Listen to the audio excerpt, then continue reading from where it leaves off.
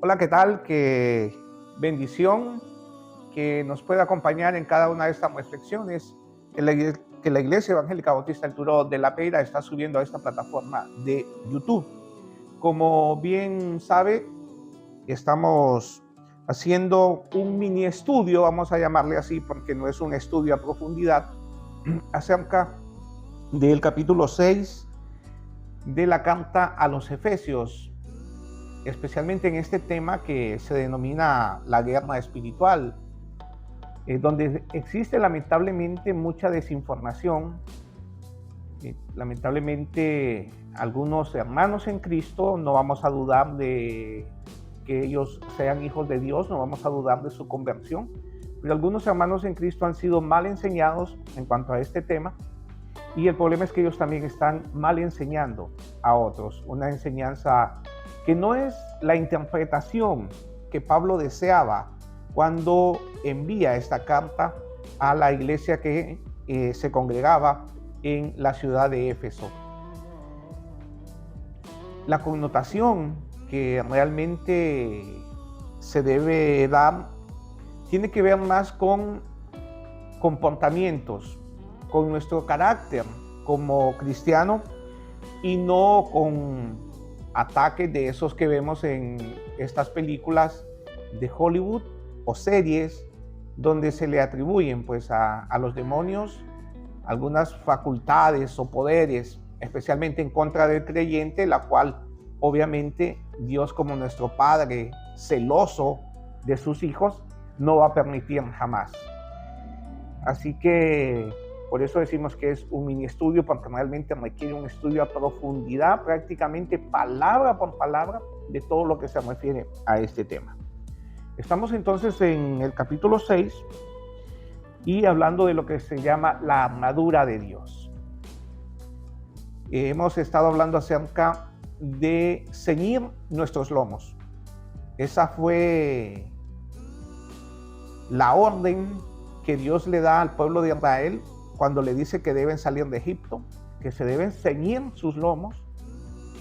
Y ya sabemos todo lo que el pueblo de Israel pasa en esa travesía de Egipto hasta la tierra prometida, y aún estando en la tierra prometida también, constantes ataques de los enemigos, y por eso tenían que estar ceñidos sus lomos. También Jesucristo, cuando nos dice de su segunda venida, nos dice que ciñe pues tus lomos y vigila tu lámpara, hablando, como dije anteriormente, de esa segunda venida. Nuestro Señor Jesucristo entonces nos preparó de antemano, y decíamos lo que connota el que un soldado romano se ceñía sus lomos con esta túnica que se colocaban, y que una vez que estaban ceñidos prácticamente estaban dispuestos ellos a lo que se viniera. Y como la ley de la guerra es matar o morir, así que ellos estaban dispuestos a eso. Así que vamos a leer el verso 10 y dice: por lo demás, hermanos míos, fortaleceos en nuestro Señor y en la grandeza de su poder, y vístanse de toda la armadura de Dios, para que sean capaces de estar firmes contra las estratagemas del adversario, porque su lucha no es contra carne y sangre, sino contra principados, contra gobernantes, contra los poseedores de este mundo de tinieblas, y contra los espíritus malignos que están bajo los cielos. Por esta causa, vístanse de toda la armadura de Dios, para que puedan resistir al maligno, y estando preparados en todo, puedan permanecer firmes. Estén pues firmes y ciñan sus lomos con la verdad, y vístanse con la coraza de justicia.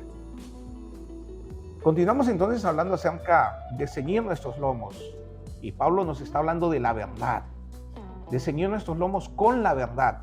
Decíamos entonces en el estudio anterior que la verdad no solamente es lo que está escrito en la palabra de Dios, que por supuesto Jesús dijo: yo soy el camino y la verdad y la vida, mis palabras son verdad, sino que también se refiere a qué uso le damos nosotros a esa verdad.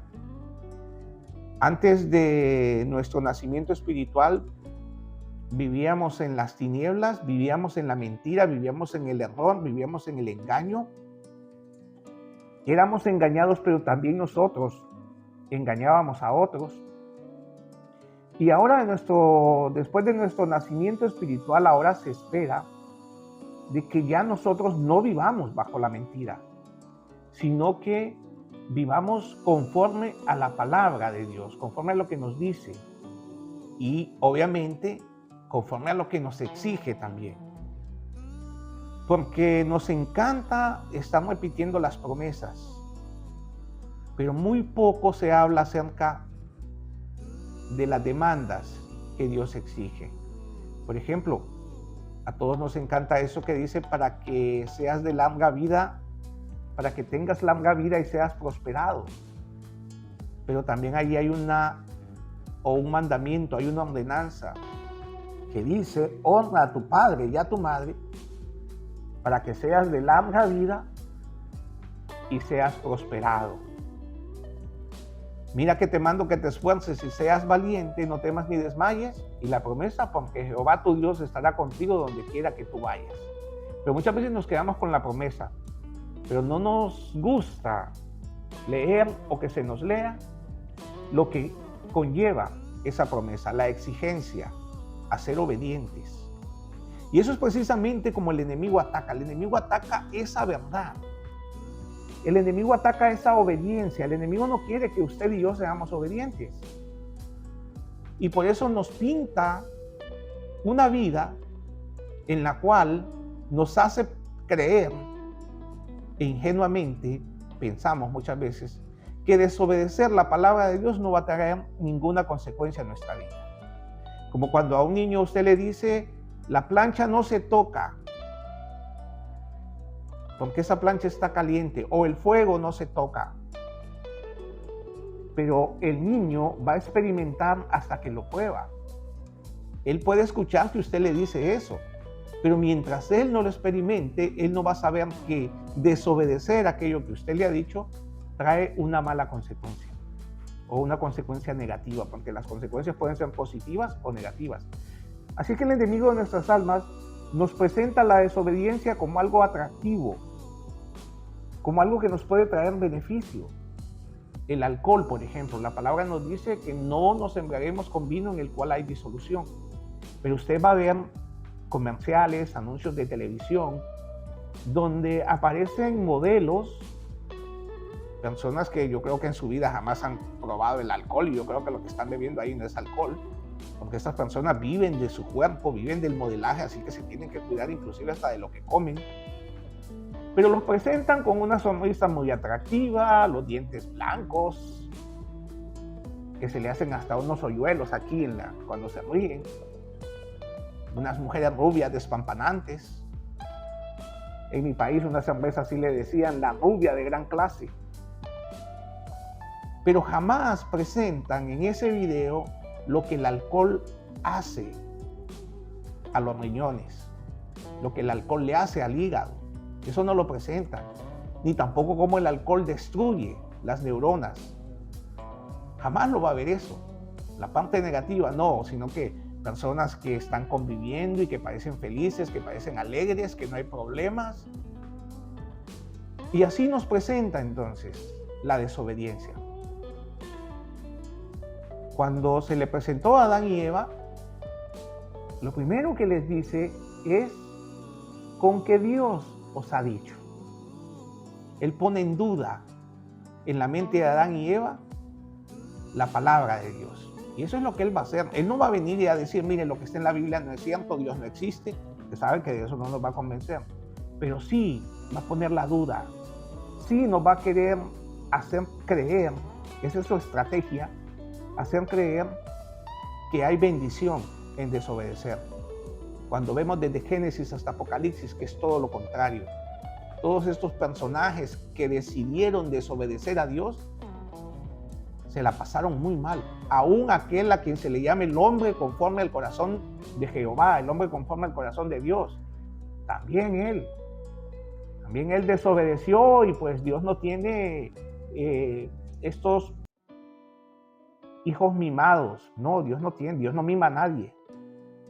podrá ser muy el hombre conforme al corazón de Jehová, pero las consecuencias vinieron sobre su vida. Usted sabe de quién estoy hablando, a quién me estoy refiriendo y lo que él hizo. Así que debemos de vivir conforme a la verdad, con sinceridad, sinceramente. Se cuenta que en la antigua ciudad de Éfeso, ahí donde estaba el templo de la diosa Diana, una deidad falsa, que para las personas de ese tiempo era algo maravilloso esa estatua, pero a mí cuando me la describen, tenía muchos pechos, era la diosa de la fertilidad. Para mí eso era, para mí no sé, me parece, en este tiempo, me parece una asquerosidad, pues, pero para el mundo de aquel entonces, tan atrofiada tenían la mente, que veían esto como algo tan atractivo.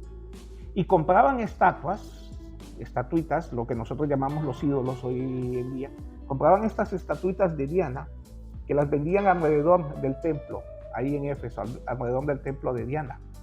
Y estas se hacían de una cerámica que era muy delgada, pero también era muy cara, porque era como el oro, pues no era tan abundante.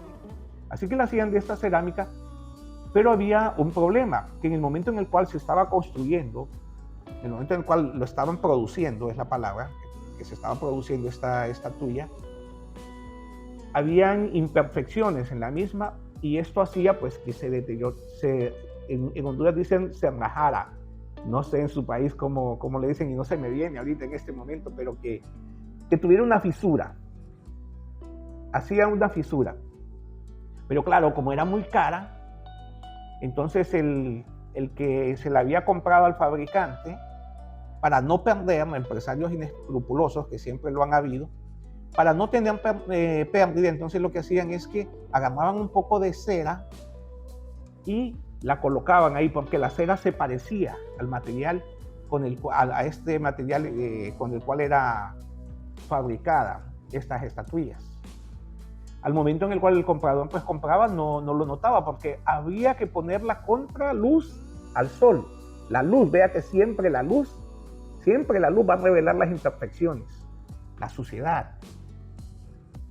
Así que había que colocarla contra el sol para darse cuenta si tenía estas fisuras, y muchos de ellos pues al principio no lo hacían, no sabían de esto, iban a sus casas y de repente miraban que comenzaban a hacerse esas fisuras, se comenzaban a hacer más grandes.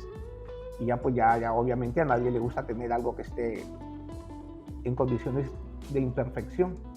Así que cuando iban a comprar una nueva, entonces le decían al vendedor, véndame una estatuilla de Diana, pero sincera.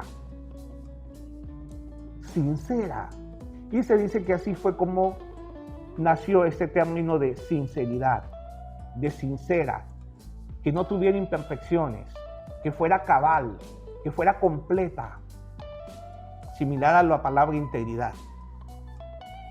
Así debemos de vivir, entonces. ¿Y cuál es la manera o cómo se logra esta vida que el apóstol Pablo está pidiendo? Lo dice también en Romanos 12:1, donde dice a los romanos que los exhorta a que presenten sus cuerpos, a que presentemos nuestros cuerpos delante de Dios como sacrificio vivo y agradable. Y el problema del sacrificio vivo es que un sacrificio muerto pues se colocaba ahí en el altar de sacrificio, se le degollaba obviamente y pues estaba muerto, pero si ponían un sacrificio vivo, obviamente ese sacrificio no va a estar ahí cómodamente y se va a mover y se va a bajar del altar. Y ese es el problema muchas veces, que tenemos que ir como sacrificio vivo y no queremos estar en ese altar y nos queremos bajar. Pero Pablo nos dice que presentemos nuestros cuerpos, que es nuestro culto racional.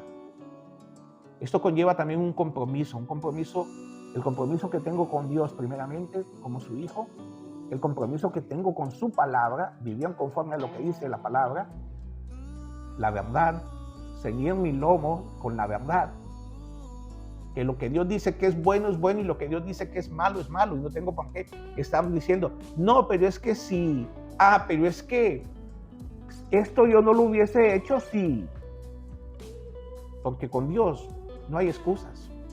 Entre nosotros podemos, sí, decir, bueno, sí, es que tuvo razón, porque la otra persona hizo esto. Pero ante Dios no hay excusa. Ante Dios, David no pudo haber dicho, pero es que yo solo salí a la azotea y ella estaba ahí desnudo y mi carne así es, yo soy un hombre y los hombres sentimos estas cosas. Tú nos creaste hacia los hombres. No, Dios no le iba a aguantar esas excusas a David. Así que debemos entonces estar preparados en esta batalla, pelear la buena batalla, pelearla con los instrumentos que Dios ya nos ha dado y que en esta ocasión es la verdad. Vivir conforme a esa verdad. Más adelante continuaremos con esta preciosa carta, con esta preciosa reflexión que el apóstol Pablo nos dejó a través de esta carta que fue escrita a la iglesia en Éfeso. Dios le bendiga.